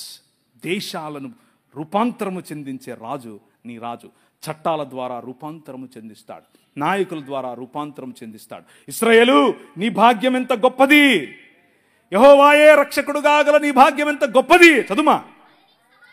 ఆయన నీకు సహాయకరమైన కేడము, నీకు ఔన్నత్యమును కలిగించే ఖడ్గము. నీ శత్రువు నీకు లోబడినట్లు వేషాలేస్తాడు, కానీ నువ్వు వాళ్ళ ఉన్నత స్థలాలను తొక్కుతావు. తొక్కటానికి పిలువబడ్డావు, నువ్వు తలగా ఉండటానికి పిలువబడ్డావు, తోకగా ఉండటానికి కాదు. ఈరోజు క్రైస్తవులు బతికేంటి? Door mat. ప్రతి ఒక్కడు వచ్చేది పూసిపోతాడు తొక్కిందల్లా. ఎందుకో తెలుసా? మతంలో ఆగిపోయావు కాబట్టి. మతం అనే ఈ ముసుగు విప్పి నిజమైన మనుష్యత్వం వైపుకు ప్రయాణం చేయి. నిజమైన మనుష్యత్వం క్రీస్తును పోలిన జీవన విధానం, నిజమైన మనుష్యత్వం ప్రేమతో కూడిన జీవన విధానం, నిజమైన మనుష్యత్వం అందరికీ గౌరవం ఇచ్చే విధానం, నిజమైన మనుష్యత్వం అన్యాయం కోసం పోరాడే విధానం, నిజమైన మనుష్యత్వం కనికరం కోసం పోరాడే విధానం, నిజమైన మనుష్యత్వం దీన మనస్సు కలిగినటువంటి జీవన విధానం. Come and work for your king. నీ రాజు కోసం పనిచేయి. అన్న పిలిచాడు, కాన్ఫరెన్స్కి వచ్చావు, కాన్ఫరెన్స్ అయిపోయింది, ఇంటికి వెళ్ళిపోతావు, అయిపోయా సల్ల. ఎప్పుడన్నా మీరు ఈ కాకినాడ రోడ్డు చూస్తే కనుక మధ్య మధ్యలో బాగలేదు, మధ్య మధ్యలో రోడ్డు ఇలా ఇంకా అంత దుమ్ము దుమ్ము ఉంటుంది. అట్లా కారు వెళ్ళిపోయింది అనుకో, దుమ్ము లేస్తుంది అని. ఒక్క 2 నిమిషాలకు అంత చల్లగా అయిపోతుంది, ఏముండదు. బస్సు వెళ్ళిపోయిన తర్వాత దుమ్ము లేస్తుంది. కాన్ఫరెన్స్ సమయంలో దుమ్ము లేస్తుంది లోపల, ఒళ్ళు గగ్రుపాట్. అన్న ప్రవీణ్ ఏం చెప్పాడో తెలియదు కానీ బలి చెప్పాడు. ఆయన అరిచిరిచి చెప్పాడు, ఏం చెప్పాడో కానీ మొత్తానికి బలి చెప్పాడు. లోపల ఉద్రిక్తత. 5 నిమిషాలు చల్లగా అయిపోయింది. ఇంటికి వెళ్ళిపోయాం, తడిబట్టి వేసుకుని చల్లగా పండుకున్నాం. అయిపోయాయి కాన్ఫరెన్స్, అయిపోయాయి జేమ్స్ అన్న, అయిపోయాయి ప్రవీణ్ అన్న, అయిపోయాయి అందరూ అయిపోయాయి. అదే గనుక నీ ఉద్దేశం అయితే, వేకప్, లే, నిలబడు, నీ రాజు వచ్చాడు. ఆయన మహిమ కాంతి నీ పైన ప్రకాశిస్తుంది. ఆయన ముఖ కాంతిలో బ్రతకటానికి నువ్వు take a commitment today my brother, my sister. ఒక కమిట్మెంట్ తీసుకో. నీ రాజు మామూలు రాజు కాదు. నీ రాజు ఘనత గల రాజు. నీ రాజు సాధారణమైన రాజు కాదు. ఇది కేవలము హిందుత్వంలోనే కాదు, ఇస్లాంలో చూడండి, మీ స్క్రీన్ పైన కనిపిస్తుంది. ఏమంటున్నారు? ఖురాన్ 36:55 నుంచి 58 వరకు, ఖురాన్ 37వ అధ్యాయం 48 నుంచి 49 వరకు, ఖురాన్ 38వ అధ్యాయం 49 నుంచి 54 వరకు, ఖురాన్ 44వ అధ్యాయం 51 నుంచి 57 వరకు. Women are deemed to be న్యూనతా స్వభావం. పురుషుల కంటే తక్కువ వారు, పురుషుల కంటే నీచులు. ఒకడేమో నీచయోని నుంచి పుట్టాడంటాడు, ఒకడేమో పురుషుల కంటే తక్కువ అంటాడు. వీళ్ళందరూ ఒకరోజు ఎడారి ప్రాంతాలు, పొద్దున్న స్నానం చేసుకోరు, అందుకని నీళ్ళు ఉండవు, సలిగి ఉంటుంది, స్నానం చేసుకోలేరు పాపం. సెంటు పూసుకొని వచ్చారు అందరూ, మసీదుకి వచ్చారు. అందరూ కలిసి మసీదుకి వచ్చి సెంటు పూసుకొని వస్తుంటే, మొహమ్మద్ గారికి 3 అంటే ఇష్టం. రెండు చెప్తాను, 3 వద్దులేండి బాగోదు, అది కొంచెం జుగుప్సగా ఉంటుంది. 2 చెప్తాను. ఆయనకు సెంట్ అంటే ఇష్టం, ఆయనకు గోట్ అంటే ఇష్టం. అంటే మేక గొర్రె కాదు, మేక మాంసం అన్న సెంట్ అన్న ఇష్టం ఆయనకు, సుగంధాలు. సెంటు పూసుకుని వచ్చారు పొద్దున్నే మసీదుకు. ఒకడు వచ్చి చెప్పాడు, మొహమ్మద్ గారు వీళ్ళు మసీదుకి వచ్చి ఇలా అని చెప్పి ఇలా వంగుతూ ఉంటే మాకు ఆగట్లేదండి, మేము అల్లాని చూడాలా వీళ్ళని చూడాలా అన్నాడు. ఈయన అన్నాడు, మీరు మసీదులోకి రావాకండి అన్నాడు. మీరు మసీదులోకి రావద్దు, ఇంట్లోనే చేసుకోండి అన్నాడు. నీ రాజు రా నా మందిరంలోకి అని పిలుస్తాడు. రా, కమ్. ఎందుకు? తాళం వేయాల్సింది స్త్రీలకు కాదురా బేవకూఫ్, నీ మనసుకు. నీకు అర్థమవుతుందా?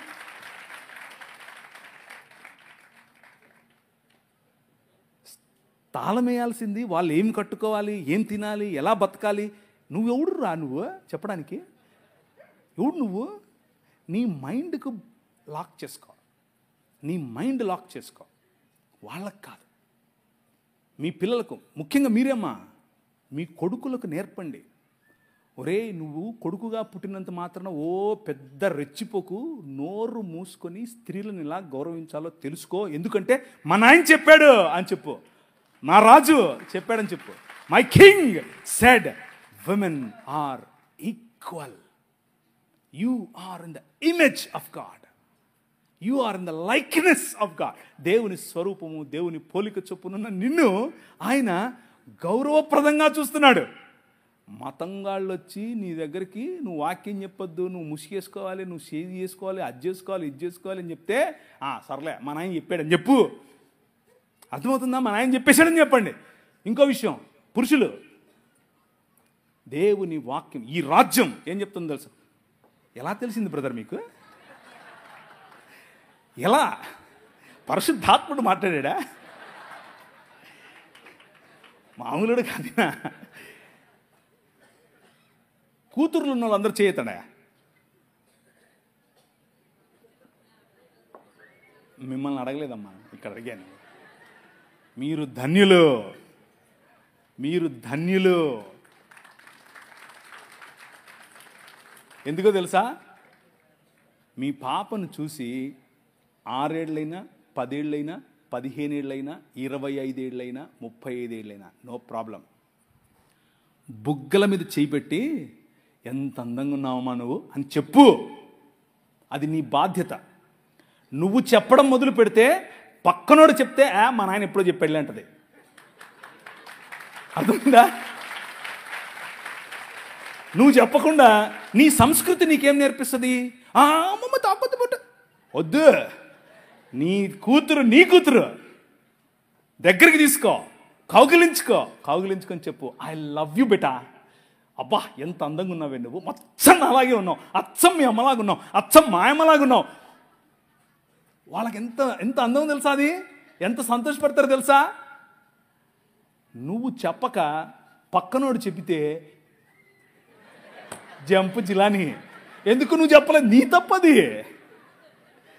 నీ తప్పది. అర్థమవుతుందా? మన భావజాలం, క్రైస్తవ భావజాలం, 66 పుస్తకాలు ఉన్నటువంటి బైబిల్ గ్రంథ భావజాలం ఏం చెప్తుంది అని అంటే, స్త్రీకి ఇవ్వాల్సినటువంటి గౌరవం ఇవ్వాలి, కూతురికి ఇవ్వాల్సినటువంటి గౌరవం ఇవ్వాలి, కూతురికి ఇవ్వాల్సినటువంటి హక్కు ఇవ్వాలి. నీ ఆస్తిలో హక్కు, నీ పేరులో హక్కు, నీ కుటుంబంలో హక్కు, నిన్ను చూసుకునే హక్కు నీ కూతురికి ఇవ్వాలి. మిగిలిన ఏ గ్రంథాలు చెప్పలేదు. ఒకసారి నీ బైబిల్ ఎత్తండి. ఈ గ్రంథం, ఈ నల్లట్ట పుస్తకం ఈ దేశంలో స్త్రీకి ఆస్తి హక్కు తెచ్చింది. హల్లెలూయా! ఈ గ్రంథం, ఈ పుస్తకం ఈ దేశంలో స్త్రీకి చదువుకునే హక్కునిచ్చింది, స్త్రీకి నాయకత్వపు హక్కు ఇచ్చింది. ఇందిరాగాంధీ వచ్చి ప్రైమ్ మినిస్టర్ అయ్యింది అని అంటే కారణం ఏంటనుకుంటున్నారు? సనాతనం కాదు. నౌజుబిల్లాహి శైతానిర్ కాదు. బైబిల్ గ్రంథం. అర్థమవుతుందా? That is your king. అది నీ రాజు. నిన్న మన పిల్లలు ఏది వరంగల్ నుంచి వచ్చిన పిల్లలు నిలబడండి. మీరు అడిగారు కదా, వీళ్ళందరికీ చప్పట్లు కొట్టండి. మా పిల్లలే ఇల్లు కూర్చోండి. అన్న జై భీమ్ అంటున్నారు. అన్నివ్వండి, ఏం కాదు. జై భీమ్ అన్నివ్వండి, నో ప్రాబ్లం. మీరేమనాలి తెలుసా? జై భీమ్కు పైన కూడా ఉన్నాడు నా రాజు, మై కింగ్ అని చెప్పండి. ఆ భీమును నిలబెట్టింది నీ రాజు. డాక్టర్ బాబాసాహెబ్ అంబేద్కర్ గారు కొలంబియా యూనివర్సిటీకి వెళ్ళినప్పుడు బైబిల్ స్టడీస్ అటెండ్ అయ్యేవారు. రూత్ పుస్తకానికి ఆయన వ్యాఖ్యానం రాశారు. He was a practising Christian. ఆయన ప్రాక్టీసింగ్ క్రిస్టియన్ అండి బాబు.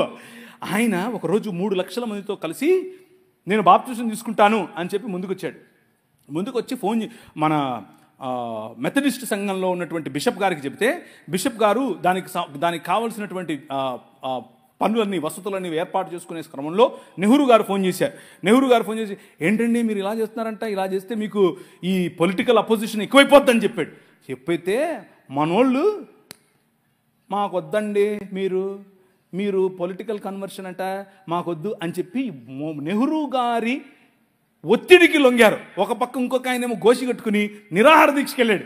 ఏమని? నువ్వు వెళ్తే ఏ మతానికైనా వెళ్ళు, కానీ క్రైస్తవానికి వెళ్ళొద్దని. ఆయన నన్ను అత్తే నాకేంటి, నేను యేసు ప్రభువుని అనుసరిస్తా అని చెప్పాడు. ఎవరు? డాక్టర్ బాబాసాహెబ్ భీమ్రావ్ అంబేద్కర్. ఇది నేను కొత్తగా చెప్పేది కాదు, దిస్ ఈజ్ హిస్టరీ. ఆ జై భీమ్ వాళ్ళకి తెలియదు. చెప్పండి, వెళ్ళి ధైర్యంగా చెప్పండి. ఆయన మనము కాదంటే, మనము చీత్కరిస్తే మేము మిమ్మల్ని ఆహ్వానించము అని చెబితే ఆయన అన్నాడు, నువ్వు ఓడరా నన్ను ఆహ్వానించేది, నేనే కొత్త మతం పెడతానని చెప్పి బౌద్ధంలోకి వెళ్ళి బౌద్ధంలో కొత్త మతం స్థాపించాడు. ఆ మతం ఏంటనుకుంటున్నారు? క్రైస్తవమే. బౌద్ధంలో కులం ఉంటుంది. బౌద్ధంలో అనేక రకాలైనటువంటి, ఇప్పుడు వజ్రయాన తీసుకోండి, మహాయాన తీసుకోండి, హీనయాన, అన్ని యానాల్లో కూడా వేరు మత సంబంధమైనటువంటి పనులు ఉంటాయి. ఈయన అవన్నీ తీసేసి యేసు ప్రభు చెప్పినటువంటి విలువలతో బ్రతికే ఒక కొత్త మతాన్ని స్థాపించాడు. దాట్ ఈజ్ ఈ రోజు ఉన్నటువంటి భారతీయ నవయాన బుద్ధిజం. అది ఇంకేదో కాదు, క్రైస్తవమే. కాకపోతే వాళ్లకు క్రీస్తు తెలియదు, విలువలు మాత్రం తెలుసు. నీ పని యూనివర్సిటీల్లో చదువుతున్న నీ పని, అరే బాబు బాగానే ఉంది కానీ దీనికి మూలం ఏంటో తెలుసా? మై కింగ్ అని చెప్పాలి. నా రాజు. ఆయన కారణంగానే భీమ్ ఉన్నాడు. అని చెప్పాలి. అది నీ పనే. సంస్కృతులు నీ ముందు డెవలప్ అవుతాయి, సంస్కృతులు నీ ముందు షేప్ చేసుకుంటాయి. ఆ సంస్కృతులను చెరపట్టి క్రీస్తు పాదాల దగ్గరికి తీసుకొని రావటం నీ పనే. 2 కొరింథీయులకు రాసిన పత్రిక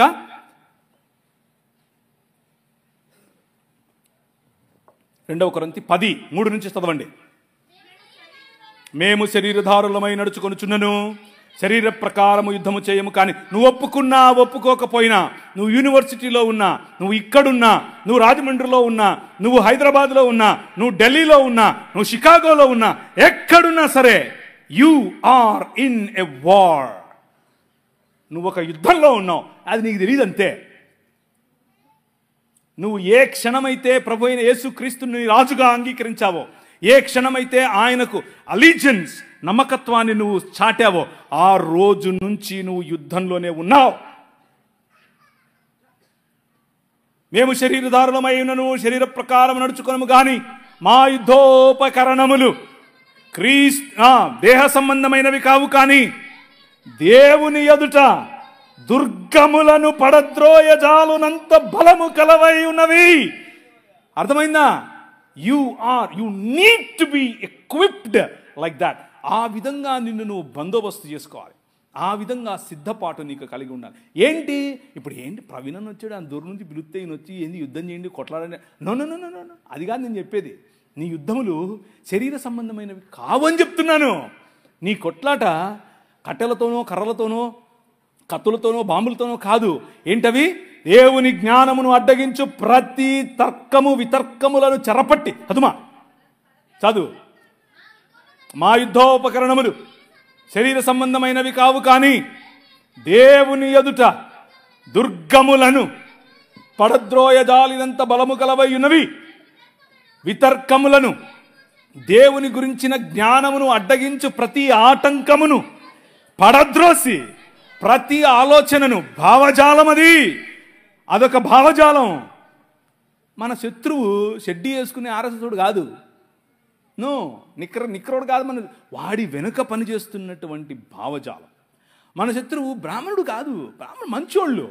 నేను చూడండి, సద్బ్రాహ్మణుడు కూర్చున్నాడు, ఆయన బ్రాహ్మణుడు చెప్పాడు నాకు. మరి బ్రాహ్మణుడు మంచోడు, బ్రాహ్మణుడు కాదు సమస్య, ఆయన వెనుకున్నటువంటి ఆ భావజాలం. ఏంటి ఆ భావజాలం? నువ్వు స్త్రీవి, నువ్వు తక్కువ, నువ్వు ఫలానా కులంలో పుట్టావు, నువ్వు తక్కువ, నేను తలను, నేను దేవుడు. ప్రతి భావజాలాన్ని చెరపట్టి ఎక్కడికి తీసుకురావాలి? నీ రాజు కాళ్ళ దగ్గరికి తీసుకొని రావాలి. That is what you need to do. అది నువ్వు చేయాల్సిందే. హల్లెలూయా. నీ పని అది, నీ పని అది. ఒకవైపు హలాలా అంటారు, ఇంకొక వైపు హలాలా అంటే వాళ్ళు వేసుకునేటటువంటి బుర్కాలు, నికాబు, హిజాబు వగైరా వగైరా. నీ ప్రభు అంటాడు, నేను కప్పింది కప్పుకో చాలు, నేను కప్పింది కప్పుకో. కొన్ని సంస్కృతులు నువ్వు విప్పు అంటాయి, కొన్ని సంస్కృతులు నువ్వు కప్పుకో అంటాయి. నీ రాజు అంటాడు, నువ్వు ఎలా ఉన్నా నా బిడ్డవే. హల్లెలూయా. నువ్వు యూరోప్లో పుట్టావా, అక్కడ దుస్తులు వేసుకున్నావా, నా బిడ్డవే. నువ్వు పాకిస్తాన్లో పుట్టావా, అలాంటి బుర్కా వేసుకున్నావా, నా బిడ్డవే. యు ఆర్ మై డాటర్, నా బిడ్డవు నువ్వు. నీ రాజు కథ వేరు, ఈ రాజ్యాల కథ వేరు. దయానంద సరస్వతి గారు ఒకరోజు అన్నారు, నీకు గనక ఒకరోజు కాదు, ఆయన వేదాలకు వ్యాఖ్యానం రాశాడు. వేదములు మాత్రమే నమ్ముతాడు ఈయన ఏమన్నాడు అని అంటే, నీ భర్త గనక నేను వదిలేసి దూరదేశాలకు పనికి వెళ్తే ఆయన వచ్చే వరకు నువ్వు నీ మరిదితో కానీ, నీ భర్త పెద్ద అన్నతో కానీ, లేకపోతే నీకు నచ్చిన వాడితో నువ్వు ఈయన కోసం ఒక పండంటి బిడ్డను కని మంచిగా ఆయనకు గిఫ్ట్ ఇవ్వచ్చు అని చెప్పాడు. ఏం రాజ్యం కడుతున్నారు, ఏం రాజ్యం కడుతున్నారా మీరు? మామూలు రాజ్యమా ఇది? ఆయన ఎక్కడి నుంచి కోట్ చేస్తున్నాడు? మనుస్మృతి నుంచి కోట్ చేస్తున్నాడు. ఎక్కడి నుంచి కోట్ చేస్తున్నాడు? ఆయన వేదాల్లో నుంచి కోట్ చేస్తున్నాడు. దీన్ని ఏమని పిలుస్తారు?